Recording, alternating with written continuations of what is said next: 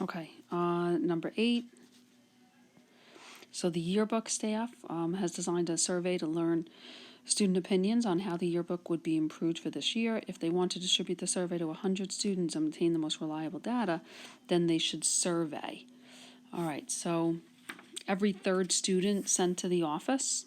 Well, I don't know if that's going to be random because I don't, if every kid goes to the office.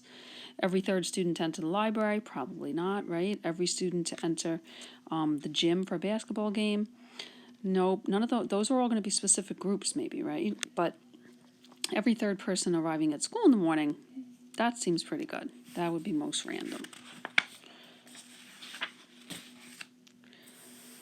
All right, a survey is to be conducted in a small upstate village to determine whether or not local residents should fund construction of a skateboard park by raising taxes. Which segment of the population would provide the most unbiased responses? A club of local skateboarder enthusiasts? Well, probably not, because they're going to want it. Senior citizens living on a fixed income? They probably won't want it. A group opposed to any increase in taxes? Nope, they're probably not going to want it either. But every 10th person, just 18 or older, walking down the street, that's definitely going to be your most random sample. So that would be unbiased. All right, which statement about statistical studies is true? 1. A survey of all English classes in a high school would be a good sample to determine the number of hours students throughout the school spend studying. Well, I feel that's probably good because everyone just takes English, right? A survey of all 9th graders would be a good sample to determine the number of student parking places needed. Probably not because 9th graders aren't driving.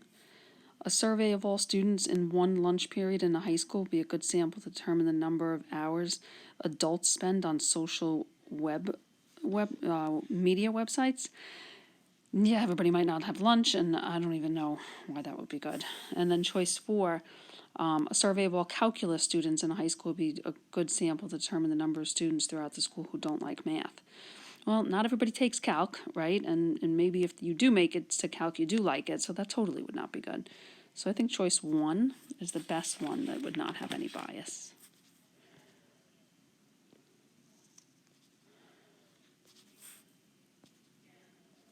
All right, which task is not a component of observational? So remember, observational is you're like in the bushes watching, right? Or data could be collected afterwards. You don't do anything. So the researcher, hold on one sec, sorry. All right, the researcher decides who will make up the sample. That's not really observational because you're in control.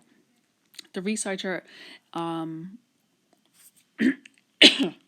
sorry, we're looking for not. Yeah, so this one would be good. The researcher decides who would make up the sample because it's who they want to look at. The researcher analyzes the data received from the sample. Yep, that's fine. They're going to analyze.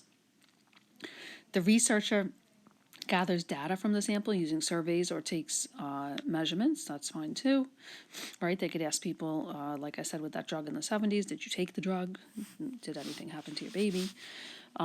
Choice 4, the researcher divides into 2 groups, one acting as the control group. Nope, this is a controlled experiment.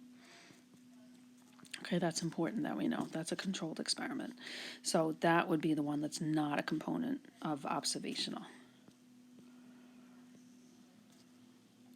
Okay, 12. A doctor wants to test the effectiveness of a new drug on her patients. She separates her sample of patients into 2 groups and administers the drug to only one of the groups, right? Then she compares them. I mean, this is controlled. This is a classic controlled. 2 groups, you're controlling them. All right, and then let's check out a free response here. So it says Howard collected fish eggs from a pond behind his house so he could determine whether sunlight had an effect on how many the eggs hatched. After he collected the eggs, he divided them into 2 tanks. There we go. And he put the tanks outside near the pond. He covered one of them with a box to block out the sunlight. State whether Howard's investigation was an example of a controlled experiment, observational, or survey, and explain. All right, so we know that this is a controlled experiment because two groups were created. One was altered.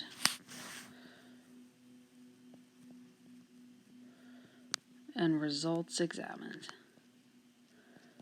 Okay, so anything to that effect would be a great answer.